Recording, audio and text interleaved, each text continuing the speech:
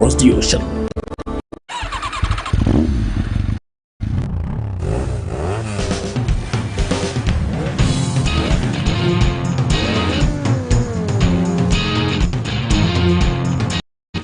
You're welcome back. The Sports Extraordinary on Atlantic Television Network. Of course, like I said, today's edition of the show promises of course, I'm not alone. I have Emmanuel Michael with me this evening. Welcome to another exciting edition of Sport Extraordinary. Good evening to you, Kingsley, and good evening to our viewers out.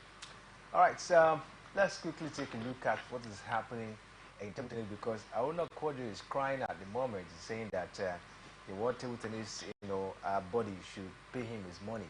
That he has a lot of things to do with that particular money at the moment, and the Nigerian table tennis icon Quadri is not backing down, on his heated stand offer with the World Table Tennis body over what he terms unjustifiable sanctions, by the body. Earlier on Tuesday, the Gazprom player took a sweep at World Table Tennis, accusing the body of racism for slamming him with 2 rankings and monetary penalties in 2 months for not participating in the World Championship and the World Championship as well in Korea earlier this year. Now, apparently moved by World Table Tennis body, their response to his Facebook outburst, they responded to his Facebook outburst talking about Aruna Quadri, insisting that those events were indeed mandatory, and the 35-year-old responded even more aggressively in a statement asserting that they were not mandatory, and asking why he shouldn't choose his club who pays his salary over World Table Tennis events.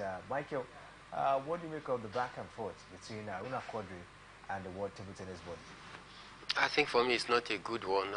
Going back and forth with the table tennis body out there by Aruna Quadri, but then I think his statement is justifiable. He is laying claim on the fact that he said that this championship is not mandatory, whereas the body as well is also laying claim on the fact that this is mandatory. And when we ask, what about the extant law that established the game, that governs the game? Do they not actually, stipulated? Is it not actually stipulated out there that these are some of the games that are mandatory? Because if they go back to the extant law that actually establish, this game, they will definitely, be able to settle this thing, amicably, and not coming to throw banters against each other, going back and forth. Aruna is insisting that it's not mandatory. The body as well is insisting that it's mandatory. What should we do at this point in time? It behoves on the authority to go back to the, law book as well, to also state it very, very clear and say, or so page or in so article stated that this and that, and let him clear Aruna Quadri and the world.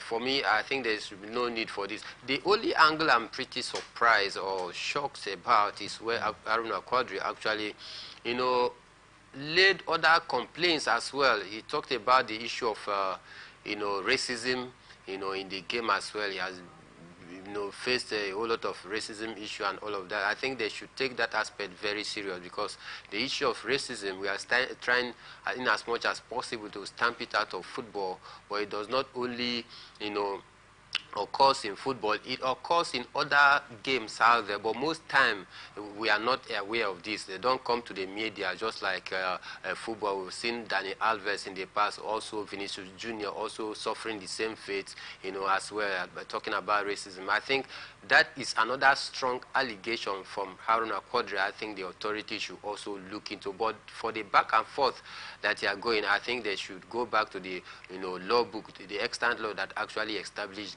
this game, and come out plain. If it is mandatory, then Aruna Quadri will take all the charges in good faith. But then he also made another valid point, that in one of those championships that he was expected to take part in, to which they actually accusing him of not taking part, 24 hours before the World Table Tennis Championship, which Haruna Quadri was part and parcel of the Nigerian contingent that was due to take part in that very one. He was in camp, but 24 hours before that game kicked off, he actually got food poisoning. He was there all over the social media, and you know, the table tennis body, they cannot, you know, deny that, and they can't pay deaf ear to such a I mean, such claim by Haruna Quadri, because he actually tested, got food poisoning 24 hours before that championship. So automatically, that very one is good enough to have exonerated him, because that is good and acceptable, you know, reason for me. But then, on the back and forth of whether it is mandatory or not, I think it's not something that they should be, you know, going back and forth. They should go back to the extant law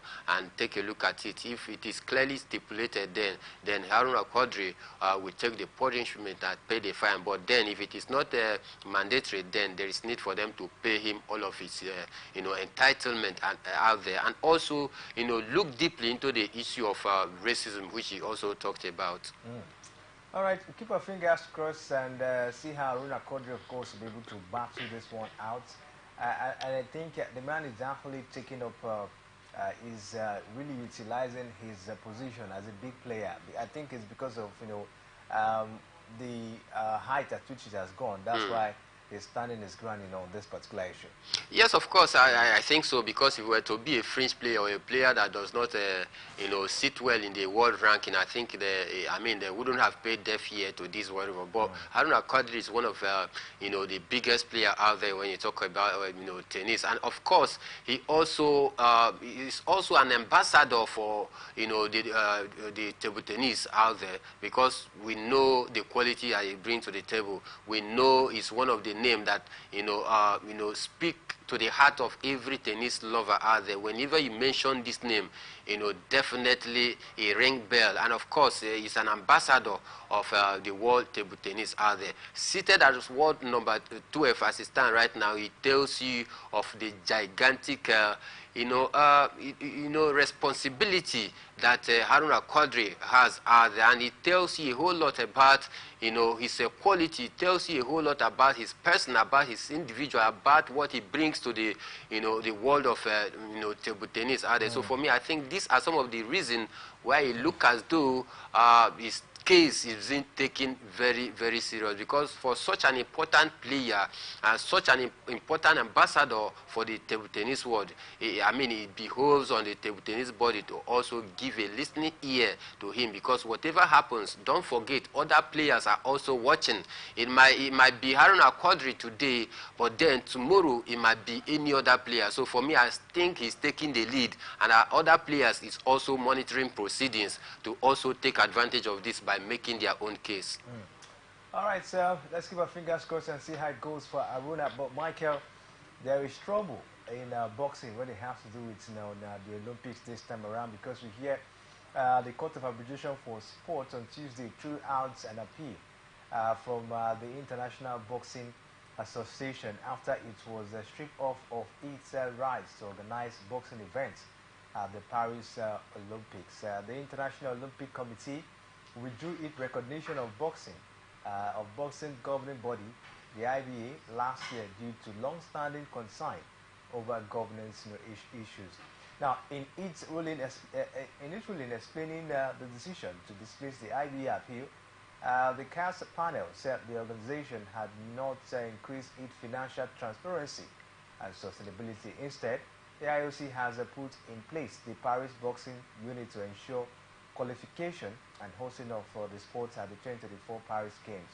Now, boxing has been part of every Olympics since 1920, but it only went ahead in the COVID-delayed Tokyo Olympics after the IOC stepped in to ensure the qualification criteria. Now, the IBA was suspended by the IOC in 2019 for multiple corruption scandals. But, Michael, there's a tendency that we might not be seeing boxing at the Paris Olympics due to the fact that, according to what, of course, was stated there, that there've been no good level of transparency when it has to do with, you know, I think financial issues down there in the boxing units? I think it's quite disappointing, quite embarrassing as well for such bodies, such as big as the World Boxing Federation to immerse themselves with this kind of mess. I think it's quite disappointing. These are not the kind of thing that you want to hear, within the boxing International Boxing Federation, as they were engulfed with a whole lot of corruption, issues and leadership tussle over the past 2 to 3 years down the line. And again, the way they are able to manage their financial dealings out there, it seems to be shrouded in secrecy.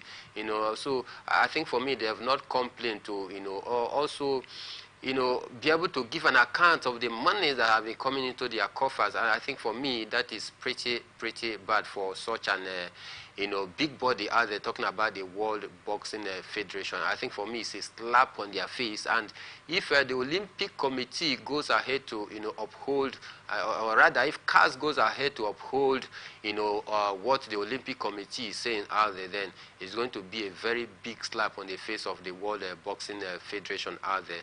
A mess with corruption issue, financial,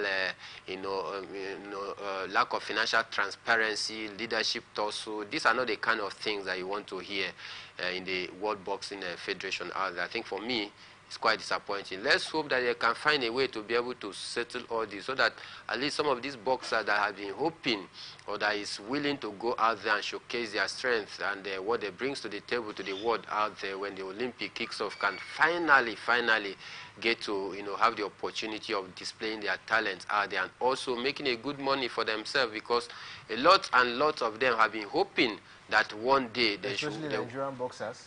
Exactly, about 8 of them who made it through so far. I think for me, it's going to be a disappointing one. But then, like I said, they must find a way to correct this anomaly and be able to come out clean, so that they can allow some of the boxers all over the world that have been preparing for the Olympic game to take part in boxing activity. All right, let's see how it goes. We hope that all of this, of course, will be resolved before the Paris Olympic Games, of course, take center stage. But Michael, we have to shift our attention from the Olympics and come back home as we take a look at the match day 38 in the Nigerian Premier Football League. Not really an interesting outing, of course, for some teams today, as Aqua United, of course, they lost at home against Doma United, 1-0. Not really sensational from Aqua United point of view. Aqua United, they were on a 3-match unbeaten streak before this game. So I actually expected them to build on that good form of late. In their last 3 games, they were able to win 2 and draw 1. That includes winning 1 game away. I think for me, I expected Aqua United to build on that 3-match unbeaten streak. But then over the weekend, we heard that their coach was also relieved of his appointment, and also they got the services of a new coach, which was the former coach of this same Doma United. Could that be the reason for this loss? Because we saw them going about a 3-game winning streak under the former manager, talking about Tuma, before Mohamed Baba Ganaru, came in at this point in time. The change of manager, could it be the reason for this loss at home against Tuma? Yes, it's really embarrassing. Yes, of course, that could be one of the reasons, because you don't let go of a manager that is in the last 3 games has won 2 and drawn 1. At a time where they seems to be picking up that confidence back, at a time where the player seems to be very happy and the coach getting his tactics right, you just let him go and bring in a new coach that was actually struggling with this same Doma United. I don't understand the rationale behind such decision of the Aqua United management to let go of that coach. Bringing in a new coach with short time to be able to manage the players and see or get to know the strength of each player out there, I think it will be very difficult. You need to settle down, maybe call it 2 to 3 weeks before you can be able to at least get to know the players very well and get to know their strength per each department rather. But bringing in a new coach and you expect him to just spring up surprise or do a magic and get you all 3 points, I think for me that is not a way football club is being run out there. But then looking at the fact that Aqua United was actually playing at home, I expected them to at least get all 3 points. If not all 3 points, but at least a point, because this Doma United, don't forget, Doma United was one of the teams that started the season like a house on fire. But it looked as though when the match got to March 24th, 25th, there seems not to be getting that rhythm again. They've actually been struggling of late, talking about Doma United. So I expected Aqua United to defeat them at the Goslo, Aquavio International Stadium, but then that is football for you. You lose some, you win some, but when it matters most, because I think we just have few games to the end of the season. So we expect Aqua United to start getting all 3 points so that, they'll be safe from the relegation, battle. Embarrassing result, of course, you see down there for Aqua United. But it was even more embarrassing for Kano Pillars, who lost 5-0 at the Aba Stadium against Enyimba. Seriously, I did not see this one coming. Though I expected, Enyimba to get all 3 points, but not to totally whitewash Kano Pillars, who is one of the big team here. When you talk about the NPFL, I think Kano Pillars is a force to be reckoned with. They've made a name for themselves, former champion. They've won the league about 4 times, if I'm not mistaken. And Enyimba as well, they are like the Real Madrid of Nigerian Premier Football League, because they've won the title more than any other clubs out there. Record 9 times. I think for me, I expected them to get all 3 points, but 5 goals thriller, I did not see that one coming against a very strong and a very formidable Kano Pillars. I say big congratulations for Enyimba, because courtesy of this win, I think they by now they've moved up the ladder, if not seated third or second position, as it stands right now. Look at the table. So they are gunning for the league. It's also was another impressive result as well for Abia Warriors, another team down there in Aba, as it beat another team from the north, Plateau United. It ended 1-0 in favor of Abia Warriors. It's like the Aba team, they really prepared for the northern teams. You need to prepare whenever you are facing any northern team out there, because when you are going over there in the northern region to play your game, they don't joke with you. They also prepare extra as well. So I think the boys from the Aba side, they also understand this language, that whenever they go over there in north, they always the home team always prepare very well against them. So they have also decided to also prepare well against the northern teams coming down to east, to play their game. And I think it's a good one for them going forward. Good one for Abia Warriors as well. But Enugu Rangers, of course, they continue the title chase as the beat Sunshine Stars by 2-0, Michael. Good one against certain Kennedy Boboye, who also is a master of the game here in. When you talk about NPFL, I think since he came to Sunshine, he has been able to at least transform the team, moving them upward trajectory from where they were seated on the log out there. So coming to Enugu Rangers, who is hunting for the league, I think it was a quite disappointing one for them. But then I think Rangers as well, they have been doing pretty well so far, this season. Before the start of the season, nobody actually gave Enugu Rangers nobody actually believed in them that they were going to contend for the league the way they are doing this time around. I think it has been an impressive season for Enugu Rangers. Let's hope that they continue to put their foot on the pedals and continue to match the throttle very hard till the last day of the league. If they continue to do so, I assure you they will definitely lift the league. Can Enugu Rangers, of course, lift the league? That is the big question, at the moment. But keep our fingers crossed. Just March 28, we have few games, of course, to go. Can they continue with this level of momentum? But Michael, it ended in a 1-0 draw between Sporting Lagos and Lobby Stars. We saw Sporting Lagos leading in that encounter, but Lobby Stars, of course, came back, to put a level in that one, getting a point away from home. I think it's a good one for Lobby Stars. Looking at the way Sporting Lagos, was set up their play, of recent they've actually been getting 1 or 2 results, positive results out there for themselves. So the poll of all less, you expect them to at least, get all 3 points at home. But then, like they say, Lagos is no man's land. I guess that is the reason why they allow their supposed visitor to come and get a share of the spoil out there.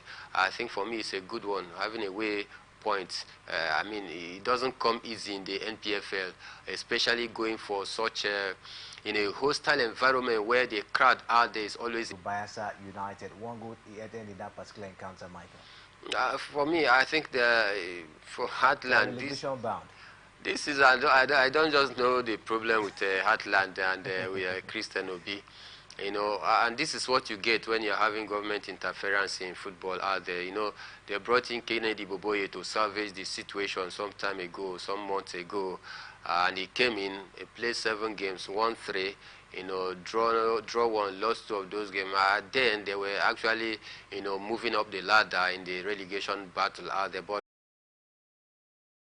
continue to lead until the 90 minutes of play, because I think Bendel Insurance, playing at home, they are always a very surprise team out there. They know how to get the result at home. So I think there is still time for them to bounce back in that. But as it stands right now, I think the away team is on a vantage position. Kwara United currently playing goalless against Shooting Stars, 45-3 today against Sunshine Stars with 51 points. Yimba now second after whitewashing Kano Pillars at their Bar Stadium. They are second with 48 points as it is. Lobby Stars, after that draw against Sporting Lagos, is 6 points as it stands. Plateau United are fifth with 44 points. And it's really getting interesting when it has to do with the title chase this time around, as well as the continental sports in the Nigerian Premier Football League. Just like you talked about, a rejuvenated Enugu Rangers under coach Fidelis Lechuku. I don't know what you make of it. Do you see them, of course, taking up the title, looking at how far they've gone? I think they've gone about, if not 10 games unbeaten now. Yeah, 10 games unbeaten now. With Fidelis Lechuku, you can be rest assured that they will continue to fight from all fronts. You had, his last interview in their last game. He said that when he was quizzed about their title credential, he was very, very economical with the truth. He never clearly said that they were going to win the league, but he just said that they will keep pushing and see what faith has for them. But then I strongly believe that if his players can stay fit till the last the last game of the league, definitely they must win the league title. But then he was trying to shield his players as well. He was also trying to take off pressures from his player, because he stated it very clear that, of course, if they have the chance of winning the league, it's not bad, but that is not his priority. His priority is to ensure that they continue to get games after games. They continue to improve games after game. But for me, I think it's just a mind game. Looking at the way they've gone so far this season, you can put your money on them that possibly they might lift the league if they can continue with this momentum. I do not see any reason why they cannot lift the league. Of course, taking a look at the bottom of the league, Gombe United, they're now rocking the bottom of the table with 22 points. Heartland FC, of course, are 19th on the log after the loss as well today with 23 points down there. Aqua United, of course, return backward, and this time 18th on the log with 31 points. Not a very good start for Mohamed Babaganaro. Not a good start. I think this is not the best possible way we would have wished to start in his new office. I think for Babaganaro, though he's one coach that we will say, yes, very much experienced as well, because at least he's not a newcomer in the league. He has been there over the years, mastering his, skills and trade out there. But then I think this is just not a good start for him. And of course, being brought into a new club to salvage the situation, and you are unable to get, even a draw in your first game, I think for me, it's a sign of negativity. It's a sign that indeed he might not be able to also tinker the team around and draw them out of that relegation battle. So I don't know. For the the reason to which they had to draft him into the team. That is, had a coach that was on a 3 games, unbeaten run. Why do you remove such coach? You should have given him at least more time to be able to, build a confidence, because when winning 2 games and drawing 1, I think that confidence was back for the players out there. All of a sudden, you had to let him go. You bring in a new coach within just a period of time and you expect the coach to get the best out of the player. Of course, he is a good coach, but he needs time as well to understand the players. He needs time as well to perfect his, tactics as well with the players out there. But then, let's keep our fingers crossed, hoping that in the but one team, of course, on the 17th position. It might surprise you to know that Rivers United are on the 17th position, and if anything happens again, they might go down to relegation. But one thing about it is the fact that despite being on the 17th position, they've only played 23 games, while other teams, of course, they played 28 games or so. So they have about 5 outstanding games. Yes. The truth of the matter is, as it stands now, Rivers United, I don't think they're even fighting for a continental spot, not even the title, as it stands. They're just trying to survive and stay in a comfortable position, in the league table, or the league table as it stands. But what do you make of it? Having 5 outstanding games is not a guaranteed, let's say, I think 15 points to say. What do you make of it? Can they, gather the necessary points in these outstanding matches? Well, looking at the fact that they are taking part in the continental duty, so it's also another distraction for them. I cannot sit here and tell you outrightly that they are going to garner all the 15 points in the 5 games that is remaining. Of course, they have some away games in these 5 games, and you know how difficult it is for you to go away and get all 3 points in the NPFL League. So I think it's going to be a very difficult one. But then I expect them to get 1 or 2 victory from that remaining 5 games. Though a game in hand is not 3 points in the bag as well. So they need to fight for it. They need to show that seriousness that they want to finish the league very strong. I think for me, they still stand a good chance only if they can get their acts right. I think they got a 1-0 victory here in Uyo when they actually played the USM Algiers, and they will be hoping to go to Algeria for the return leg. After that game, if they progress through, fine for them. But if they do not go past USM Algiers, I think it will also be fine for them, because when they come back, they know they don't have anything to fight for again. The next thing remaining for them to fight for is to fight for all these 15 points in the outstanding games that is remaining. But I stand right now, I think Rivers United this season, they are not fantastic, because aside the continental duty, in the league, they have not been very, very fantastic, and they concede goal for fun so far this season, which for me is not very, very good for Rivers United. But let's just hope that they can be able to get, maybe 10 points out of the 15 points. That would be good for them. A lot to play for in the Nigerian Premier Football League, but we can, of course, quickly report to you that Niger Tornadoes, they've gone another goal up in that encounter against Bender Insurance. Is now Niger Tornadoes 3, Bender Insurance 0, and still goalless between Shooting Stars and Kwara United. But we'll take a short break now. When we'll come back from this break, we'll take you to other football matters on the show. Please stay with us. We'll be right back. Greenwoods went for goal. Goalkeeper missed it. Fight there, but he does a right hand, and down goes Paul. Elsewhere, the he's revealed, but the penalty. Oh, what a point to end it on. So now it's gives us winner at the bench. And winner 12 years for this. So brilliant. Still goes to New Zealand. To what he loves to be immortality as an athlete. 19.79. It's a goal. It's 8 goals.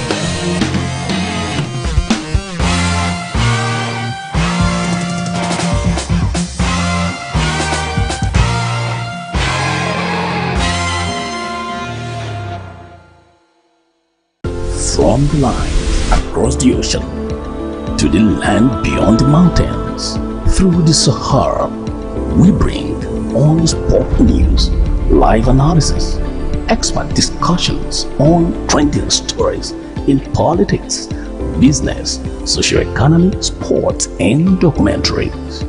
So catch all the updates on the happenings around the globe.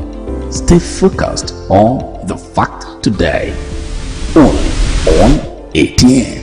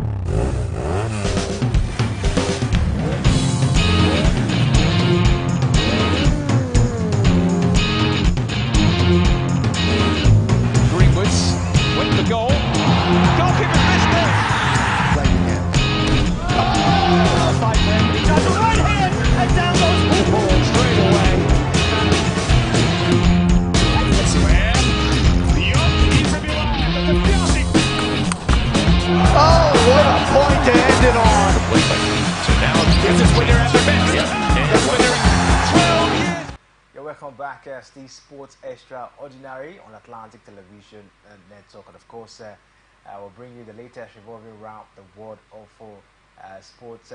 It's time to talk about the Paris Olympic qualifiers, but before we talk about that, just to bring you current results popping up at the moment. The last time we checked, of course, Rivers Angels, of course, not a very good result for them, as we saw Showtime Queens, of course, leading in that encounter by 1 goal to 0. Of course, tomorrow by 7 a.m. we should be able to give you the latest result, of course, the current result of that particular encounter. But Michael, let's take a look at the preparation of the Super Falcons ahead of the Paris Olympic qualifiers. What do you make of it? Some fans are not happy with the way the players, of course, are turning up, for this particular one. As we speak, we have 14 players in camp. Why the Bayana players, of course, are all in camp, training ahead of the encounter on Friday. What do you make of the attitude of the players ahead of this particular qualifiers? I think I'm not impressed, Kingsley, to say the least. The South African girls, talking about the Bayana, they started their camping 1 week ago. They've actually stayed 1 complete week camped out there in South Africa before even touching down here in Nigeria for the clash. And we at home here, we are even yet to start proper preparation. We hear rather that some players will even be, arriving late for the game. Players like Asis Adoshola, is built to come to the camp a day where we'll be having the game. I think for me the preparation has not been on it in top gear, and this is a very formidable South African side that we don't need to toy with. We saw how they've actually troubled the Super Falcons over the past 2 years right now. And if you talk about the best female football team here in Africa, there's no way you cannot mention South Africa, Nigeria, and possibly Algeria. And for us, fighting to get one of the tickets for the Paris Olympic, which have eluded us for how many years right now. The last time that we attended the Olympic, I think it dated back in 2008. I think for me, that should have been enough motivation to propel our team to prepare early and get ready to give her their best on the pitch of play against the Bayana. But it looks as though they are treating this encounter with levity, because you can't tell me that you are playing Olympic game against a certain strong team such as South African ladies, and you are not taking preparation very serious. It means that we have already planned to fail. Hence, we have already, not planned to, start preparation in earnest. With 14 players in camp and the match is built to take place on Friday, how do you expect, other players that will be coming to join the camp to be at their best? How do you expect the coach to perfect his tactics? How do you expect the players to understand themselves more, better on the pitch of play before filing out, for the official game against the South Africans? So for me, I'm not happy, and I think the South African as it stands, they have an edge. Looking at what Ellis, who is the coach of the South African side, has been saying, he has been talking very, very tough. He said that they are not afraid and they are ready for whatever that comes their way. It tells you of a team that is very, very serious. It's going to be a miracle if the Super Falcons get to edge out South Africa. I think for me, I'm not pretty happy, Kingsley.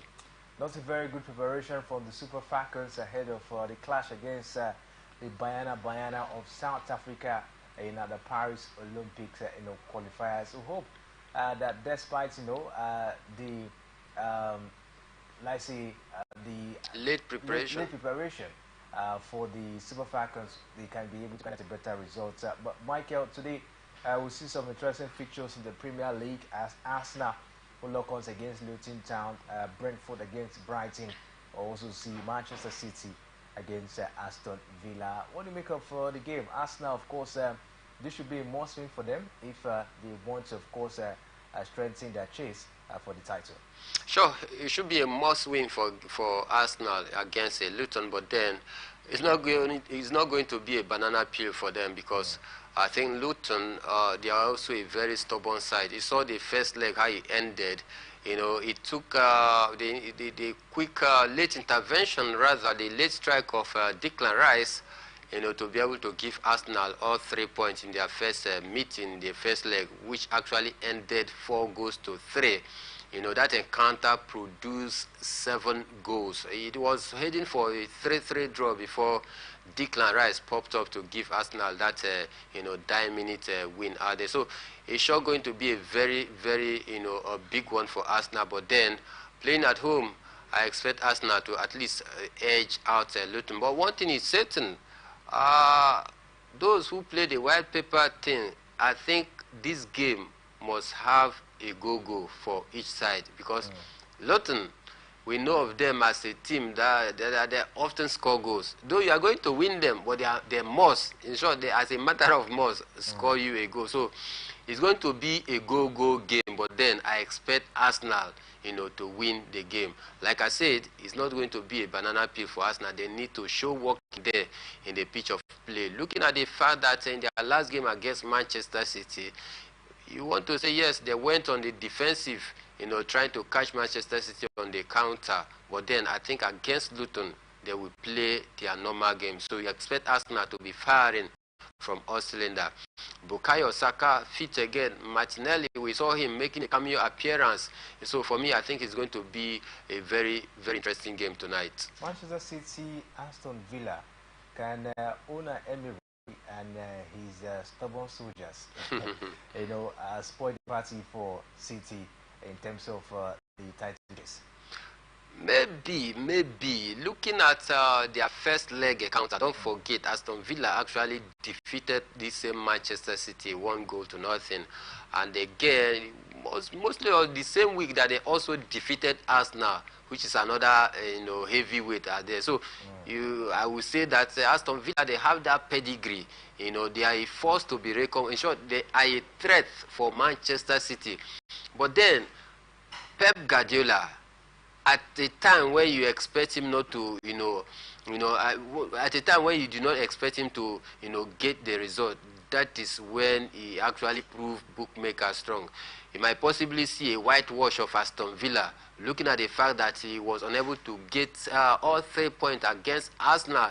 He wants to also, vent his anger against Aston Villa, but then they should trade with caution because if they don't, I tell you, Aston Villa might possibly punish them. All right, let's keep our fingers crossed and see how it goes in that encounter. Will City, of course, continue their title chase in a very impressive fashion today. Let's see how that one goes. But in the Coppa Italia, we'll see the semi-final of the Coppa Italia in Italy. So Fiorentina will be in action against Atalanta, and in the German league, we'll see the DFB Cup. That's the semi-final, and it's be Bayer Leverkusen against Fortuna Düsseldorf. Semi-final clash. Michael, Victor Boniface is back. You think that will be a morale booster to the team? Definitely, certainly a morale booster for the team. A player that have scored 10 goals and 7 assists so far this season before going for in injury, still remain one of the highest, one of the top scorer out there in Bayern Leverkusen. So it's a plus for Xavi Alonso Tuchel. But then I expect Bayern Leverkusen, to get a victory in this very one because they are chasing a treble, which for me is actually visible because in the league they are actually topping, Bayern Munich now with about 13 points. They are also still very much available in the European as well, going for the BFB Cup. So that dream or that hope of making it a treble, this season is still very much alive. And again, coming with the fact that Victor Boniface is back with the squad right now, it is an added advantage for Xavi Alonso's side. Added advantage for Xavi Alonso. But Michael, the top 4 sports in the Premier League, of course, is something, of course, so many are looking at now at this point in time. Looking at the fact that Manchester United is not, of course, close in grabbing this particular one. Actually, a disappointing one for some of the fans. But you take a look at it, Aston Villa fourth now with 59 points. Tottenham Hotspur as well with 57 points. And Manchester United coming up 6 with 48 points down there. What do you make of it? What do you make of the distance, I mean the point difference between United in 6th position and Aston Villa in the 4th position? Is there any hope for Manchester United in making top 4? With 8 games remaining, some 9 games remaining, I think it's going to be a very difficult one for Manchester United to make it to the top 4. Looking at the way they have played so far this season, only you saw how bad Chelsea have been this season so far. But then it might interest you and it might surprise you to note that even this same Manchester United have lost more games than Chelsea. Manchester United have lost more games this season than Chelsea. They have lost 11 games so far this season. Well, so why Chelsea have lost less than 11? It tells you the disparity between them. Then looking at the point gap between Aston Villa, who is seated on the 4th position, with Manchester United, it's about 11 points gap. That is no mean feat. For you to make it to the top 4, you need to also win all your game and hoping that Aston Villa or even Tottenham is going to also drop point, because Tottenham, that is seated on a 5th position, is gapping Manchester United with 9 good points. 9 points. I'm talking about Tottenham, that is seated on the 5th position, whereas Aston Villa, that is seated on the 4th, is topping Manchester United with 11 points. So, looking at the point margin, you say that, yes, Manchester United need a miracle if they must make it to the top 4. Manchester United, of course, need miracle if they will make it to the top 4. But what do you make of it? Last season, they finished 3rd on the log, and I think that was the first season of the manager Eric Ten Hag, finished 3rd, on the log, and actually got the Champions League position, but went down to the Champions League, and of course finished bottom of that particular group. And this is where they found themselves after that particular exit from the Champions League, 6th position, not anywhere close, in making the top 4 at the end of the day. What will you attribute this setback to for Manchester United? Is it the managers or the players not living up to expectation on the pitch, or probably administrative issues? It's both. It's both. It's a myriad of problem that is actually bedeviling Manchester United this season, ranging from players not living up to their expectation, ranging also from injury, because they've had a couple of their players out injured for the majority of the season so far. Then again, the managerial approach towards some of these players is not really good, and that is why we've seen some players as well, leaving the club. Player like the former Dortmund player, talking Sancho. About Sancho as well, not living up to the expectation. He had problem or an issue with the coach, which actually forced him to be relegated to go and train with the reserve team. You expected that Sancho have some friends as well in the team, which are his teammates. And whenever a coach is treating your friend very bad, it's like likened to you have a very good friend in a classroom. There is this person that you know, this is your friend. Whenever they see you, they must see that person. And a new teacher just comes in and you start treating, that your friend very bad. Because of that affinity, the affinity that you share with that person, you must also show your own sign of, support to that your friend by not obeying instruction from the teacher. That is what it is. When Eric Ten Hag actually, rusticated the young man out of the squad, you understand he has friends in the team as well. The friends will not want to play all their heart out for the manager as well, because they see it as maybe a witch hunt for their friend out there. And again, the inconsistency in their managerial, the administrative issue is not also helping issue. We've seen Manchester United fans, so far this season, at some point they will carry placards demanding that the Glazers family should resign, demanding that the Glazers family should let the club alone and all of that. Not until a new owner came in to take a part share of the investment, which is Jimmy Ratcliffe. So ever since then, it looks as though things is gradually going, taking shape. But I tell you, all of these problems has culminated in Manchester United, finding it very, very difficult to find their footing so far this season, because I expected them to be fighting for the league this season, looking at the fact that they finished the league last season on the 3rd position, qualifying for the Champions League. You expected Manchester United to give teams like Liverpool, Manchester City, Arsenal a run for their money this season, but contrary is the case. The height of it all was making it to the Champions League, going out there, playing 6 games, conceding 15 goals, rock the bottom of that group that consists of teams like Galatasaray and Bayern Munich and the Copenhagen. Naturally, you should expect Manchester United to make it through with such a group that consists of Copenhagen and Galatasaray, but they were rock bottom of that is how bad their season has been. So all of these issues have contributed to Manchester United poor performance so far this season. All right, we'll keep our fingers crossed and see how it goes for Manchester United. Would there be a resuscitation on the way for them this season? It's top 4 sports, of course, show for United.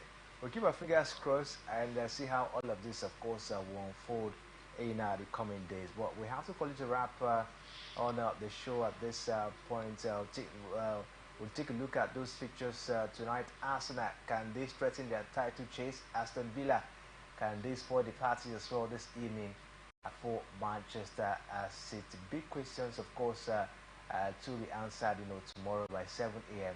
when we'll make a return for Sports Talk. It promises to be another exciting, of course, edition of the show. But Michael, it's really been an impressive time this evening. Definitely, Kingsley. Always a pleasure doing this with you.